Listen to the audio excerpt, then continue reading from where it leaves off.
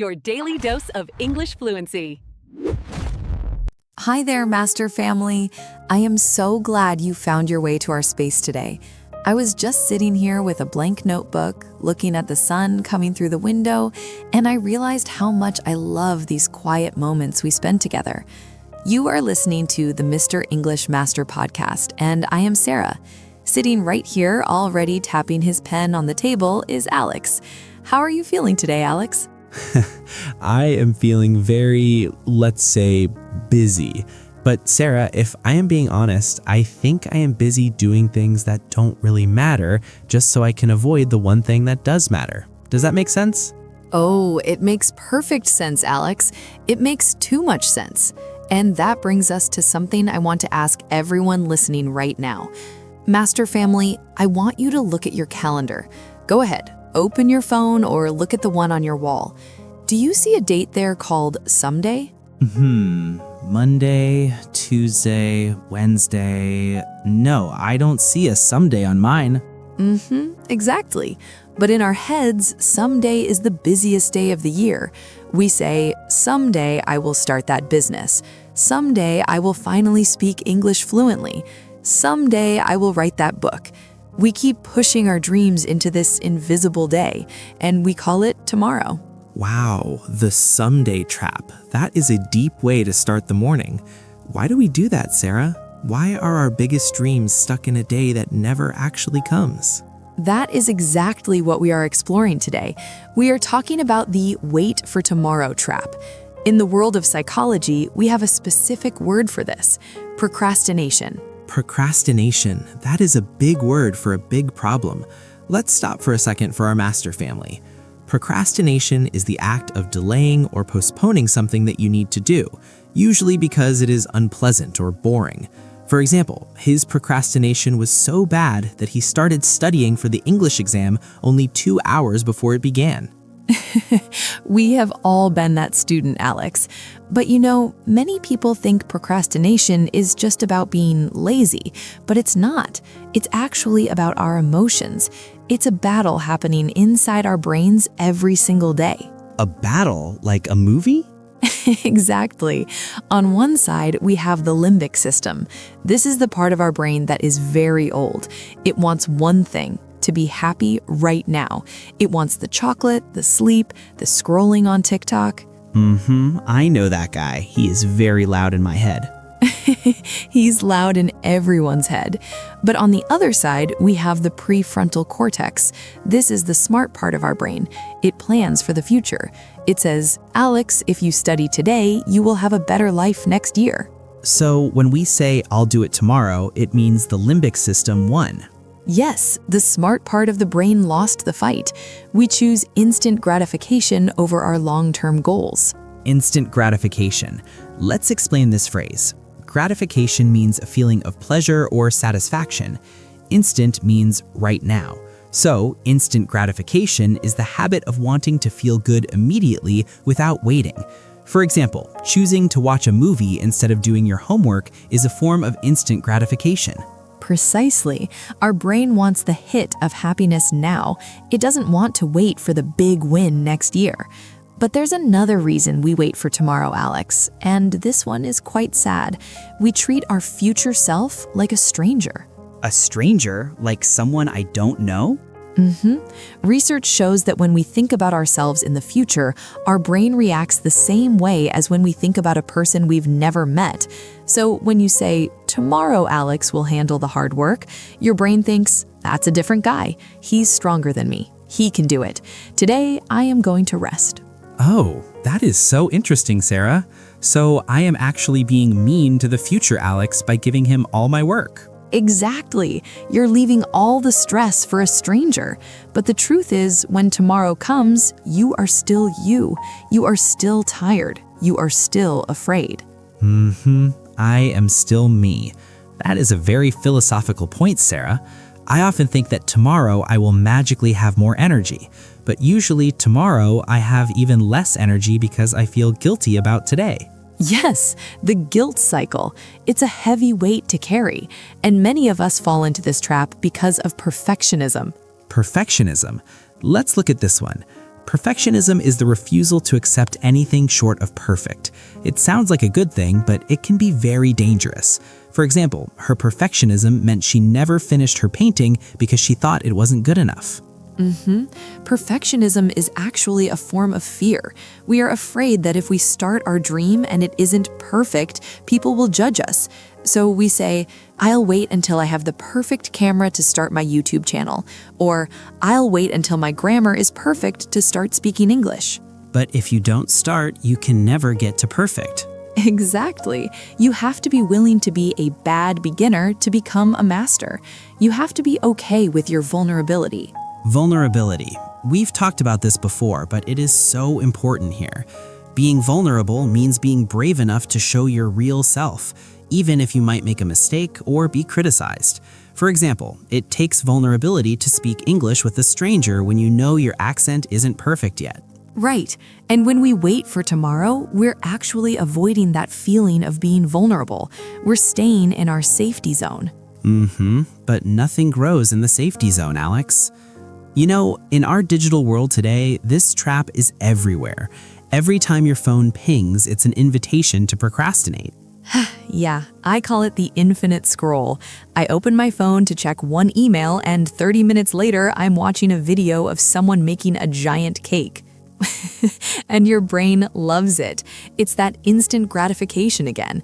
The phone makes tomorrow look so much easier than today. But Alex, I want to talk about how we can break this, because our listeners, they have dreams. They want to be masters of English. They want to change their lives. We can't let them stay stuck in someday. I agree. So, what is the secret? Is there a magic button? I wish. But there is something called the 2-minute rule. Tell me more. It is very simple. If a task takes less than 2 minutes, do it right now. Don't add it to a list. Don't think about it. Just do it. Like washing one coffee cup. Yes, or like writing one sentence in English. When you do the small thing, you break the jelly of procrastination. You move from thinking to doing. I like that. Breaking the jelly. It feels like the hardest part is just starting. It is. And another thing is self-compassion. Compassion. We talked about this. It means being kind. Yes, self-compassion means being kind to yourself when you fail. Many people think that if they are angry with themselves, they will work harder. But science says the opposite. If you forgive yourself for wasting time today, you are more likely to work hard tomorrow. So being a mean boss to myself actually makes me procrastinate more? Yes, because being angry with yourself creates stress. And what does the brain do when it's stressed? It looks for instant gratification to feel better. Exactly. You eat the cake or you watch the video. It's a loop. So the first step to beating the wait for tomorrow trap is to say, okay, I wasted the morning, that's okay. I am human, but I will start my 2-minute task right now. Wow. Sarah, that feels so much lighter. It's not about being a robot. It's about being a kind human who just starts. It's about resilience. Resilience. Let's look at our final word. Resilience is the ability to recover quickly from difficulties. It's about snapping back like a rubber band. For example, her resilience helped her stay positive even after she failed her driving test 3 times. Exactly. Resilience is not about never falling. It's about how fast you get up. You know, Alex, I had a someday dream too. Really? What was it? I wanted to start a garden. For 3 years, I said, tomorrow I will buy the soil. Tomorrow I will plant the seeds. I was waiting for the perfect weather, the perfect garden tools. And what happened? One day, I looked at my blank balcony and I felt so sad. I realized that my future Sarah would never have a garden if I didn't get my hands dirty today. So I didn't buy the perfect tools. I just used an old plastic cup, some soil from the park, and a tiny seed. And now? Now I have 3 beautiful plants. They aren't perfect, but they're real. They exist in the today, not in the someday. That is a beautiful story, Sarah. It makes me realize that a real today is always better than a perfect tomorrow. Always. Master family. Whatever your garden is, whatever your English dream is, don't wait for the stranger in the future to do the work. Be a friend to your future self. Give them the gift of a head start. Take that first step, even if it's just 2 minutes. Exactly. Alex, I think our family has learned some very powerful words today. Should we walk through them one more time? I would love to. Let's start the word tour. Okay, the first one was procrastination, delaying or postponing something you need to do. Then we had instant gratification, the habit of wanting pleasure right now without waiting. Next was perfectionism, the fear of being anything less than perfect, which often stops us from starting. And then vulnerability, being brave enough to be your real, imperfect self. We also talked about resilience, the ability to snap back and keep going after a failure. And don't forget self-compassion, being kind to yourself so you can break the guilt cycle. What a master list! These words are the keys to unlocking that someday trap. They really are. Sarah, I'm going to go and finish that English report I've been avoiding for 3 days. I'm going to do the 2-minute version of it right now. Go for it, Alex. I'm so proud of you. Thanks. Master family, thank you. Thank you for spending these minutes with us. We know how hard it is to focus in a world that wants you to scroll, but you chose to be here. You chose to grow. That is a huge win for your today. Yes, and if you want to keep this energy going, you should really check out our other videos. For example, our video on overcoming burnout is great if you feel tired, or our episode on the 1% progress rule, which is the perfect partner for today's topic. Those videos will give you even more tools and more English vocabulary to build the life you envision. Knowledge is the only thing that grows when you share it. And speaking of sharing, if this conversation touched your heart today, please hit that subscribe button. Joining the Mr. English Master family helps us keep making these deep chats for you. It really does. Every single one of you matters to us. Short pause.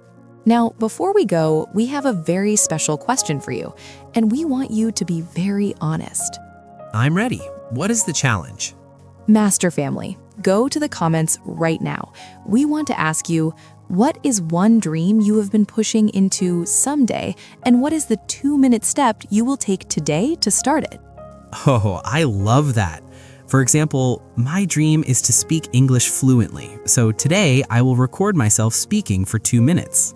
Or my dream is to write, so today I will write 2 sentences in my notebook. Tell us your story. Use the word procrastination or resilience in your comment if you can. We read every single one, and your courage inspires us. Yes, tell us what else you want to hear. Do you want to talk about confidence or how to handle difficult people? This channel is yours. Take a deep breath. Forgive yourself for yesterday. And start your 2 minutes today. Take care of your dreams and take care of your hearts. We will see you in the next episode of Mr. English Master. Stay brave, stay present. Bye-bye. Bye-bye.